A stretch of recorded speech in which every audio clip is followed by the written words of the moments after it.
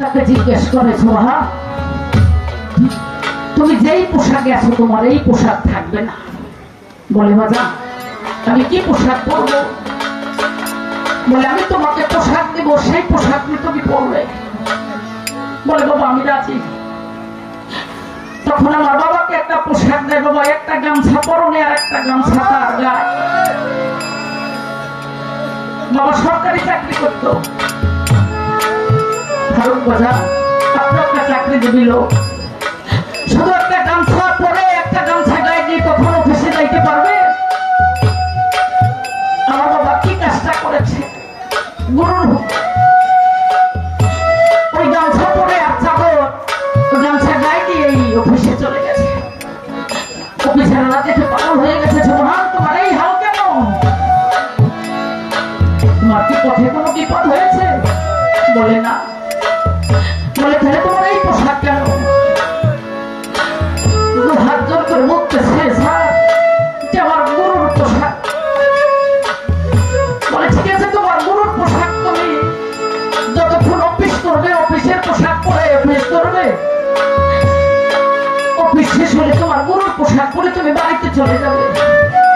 বাবা দু হাত জোর করে বলতেছে স্যার আমার এমন চাকরির প্রয়োজন নাই। রাগ করে 6 মাসের বেতন বন্ধ করে দেয়। বাবা সংসারটা ভাবে চলতেছে, এমন ভাবে চলতেছে। শুনেছি আপন ভাই যদি সঙ্গের সাথী না হয়, তরিকা ভাই নাকি সঙ্গের সাথী হয়। তো আমার স্বার্থপর ভাই হয় না কোনদিন।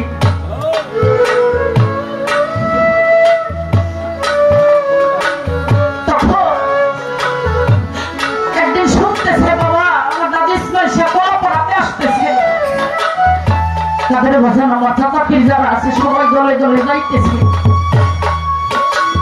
আমার মায়ের কাছে গিয়ে বাবা বলতেছে শোনো আজকে নাকি বাবা আসতেছে কলাপনা, আমি কিছু দেখতে পারবো না। আমার মা বলতেছে তুমি কি নিয়ে যাবে, তোমার কাছে তো টাকা নাই। তাহলে তুমি গিয়ে দেখো আমার পীর ভাইয়ের কাছে কিছু টাকা পাও কিনা। চলে গেছে আমার চাচা পীরের কাছে। চাচা পীরের কাছে গিয়ে বলতেছে বাবা এই কথা কি আপনাদের খারাপ লাগে? আমার চাচা পীরের কাছে গিয়ে বলতেছে ভাই আমাকে কিছু টাকা ধার দাও, যদি ধার না দাও তোমাদের সঙ্গে করে আমাকে একটু নিয়ে যাও। আমার চাচা পীরেরা বলতেছে জোবান ভাই তোমাকে তো আমাদের সঙ্গে নেওয়া যাবে না, তোমার এই নোংরা পোশাকে আমাদের সাথে নেওয়া যাবে না। বলে কিছু টাকা দাও। বলে টাকা দিলে তুমি এই পোশাক পরে আবার চলে যাবে, ওখানে আমাদের মান সম্মান থাকবে না। দিল না তারা টাকা। বাড়িতে এসে বসে বসে কাটতেছে। আমরা 7 ভাই বোন সবাই ছিলাম দাদু ইসমাইল সাহেব পাগল।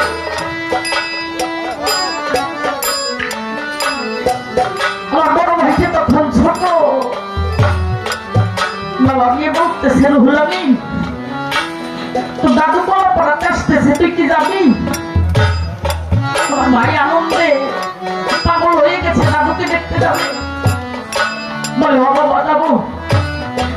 আমার বাড়ি থেকে বালিয়াতলী স্টেশন 9 মাইল জায়গা। বাবা পায়ে হেঁটে হেঁটে আমার ওই ভাইটাকে নিয়ে ওই পর্যন্ত আসছে। আইসা বালিয়াতলী স্টেশনে একটা হোটেল ছিল, নুরু মিয়ার হোটেল।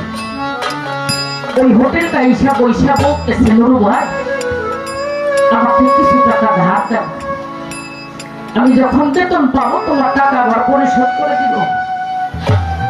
দেখে নুরু মিয়া কোনো কথা বলে না। পরবর্তীতে বাবা বলতেছে নুরু ভাই যদি তুমি টাকা ধার না দাও